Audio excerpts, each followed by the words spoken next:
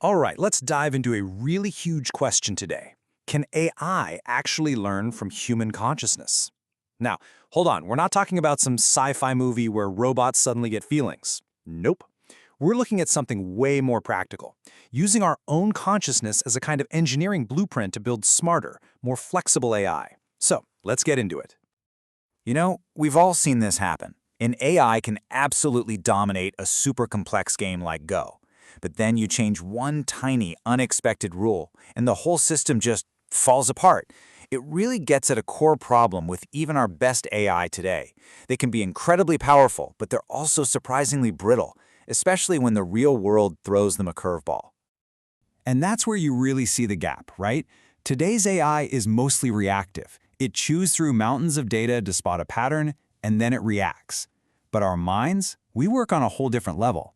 Human thinking is predictive, it's adaptive, and honestly, it's just way more efficient. We don't just wait for the world to happen to us, we're constantly trying to guess what's coming next. So, to bridge that gap, AI is going to need a better blueprint. And a lot of researchers are starting to think that the answer is hiding in plain sight, inside our own heads. The idea is to reverse engineer the secret ingredients of consciousness to build machines that are truly intelligent. So let's get into the first secret, and this one is a total game changer in how we think about the brain. Our brains are not just passive sponges soaking up information. Not at all. They are active, powerful, prediction-making machines. We don't just see the world as it is. We are constantly, relentlessly guessing what's about to happen. Neuroscientist Anil Seth has this amazing way of putting it. He says our perception is basically a controlled hallucination. What you and I experience as reality isn't some direct video feed from our eyes and ears. It's actually the brain's best guess, its internal story about the world that it's constantly double-checking against the data that's actually coming in. Okay, so there's a technical name for this process. It's called predictive processing. Here's how it works. Your brain makes a prediction. Let's say about how heavy that coffee mug you're about to pick up is. Then it uses your senses to check if it was right. Any difference between what you expected and what actually happened is a prediction error, and the brain uses that error to get better and refine its guess for next time. So it really all boils down to this simple but incredibly powerful loop. First, the brain predicts. Then, it senses what's really going on. And finally, it updates its internal model to shrink that prediction error. This little cycle is running non-stop, all the time, for literally everything we do. Okay, so a predicting brain is awesome, but it's also being flooded with just a chaotic storm of sensory data all the time. So how in the world does it organize all of that mess into a picture that actually makes sense? Well, that brings us to secret number 2. This is where it gets really cool.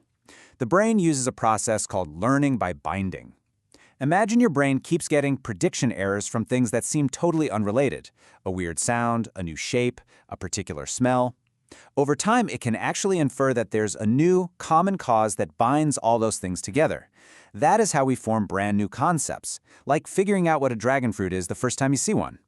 It's literally like connecting the dots. The brain takes all these separate, stray pieces of information, and after seeing them together enough times, it binds them into one unified idea. This is what lets us build a stable, coherent model of our world out of what is otherwise just a constant, chaotic stream of input.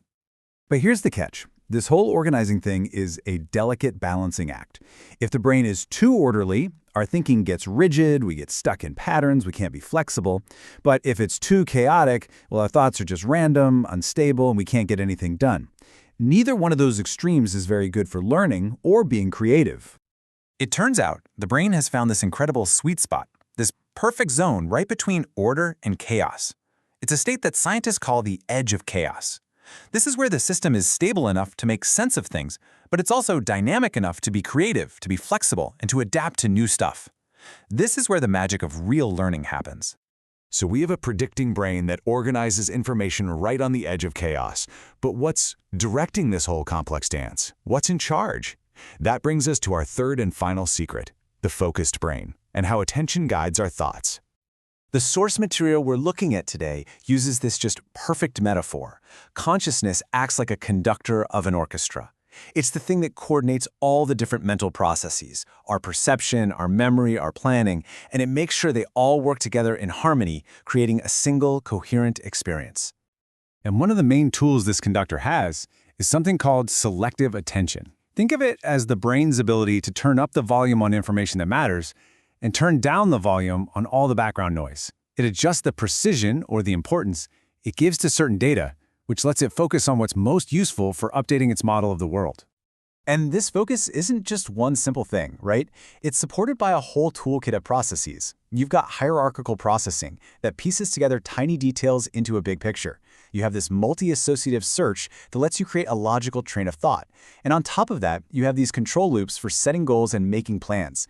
It's this whole suite of tools that lets us focus and get things done. Okay, so we've talked about prediction, organization, and focus. That's all fascinating stuff about how our brains work. But what does this actually mean for building better AI? How do we turn this theory into a practical toolkit? Let's break it down.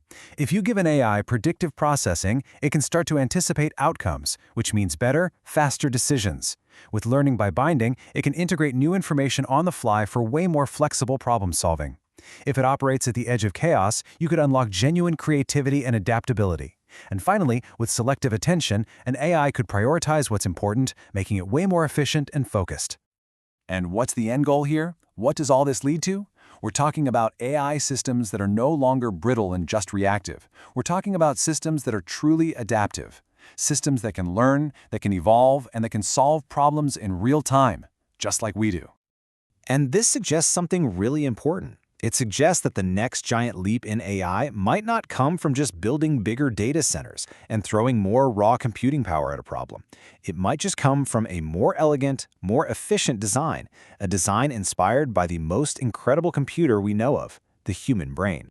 And that leaves us with one final, kind of mind-bending question to think about. If we actually succeed in building artificial intelligence based on the blueprint of our own minds, what profound truths are we going to uncover about the nature of our own consciousness? In trying to build them, what will we end up learning about ourselves?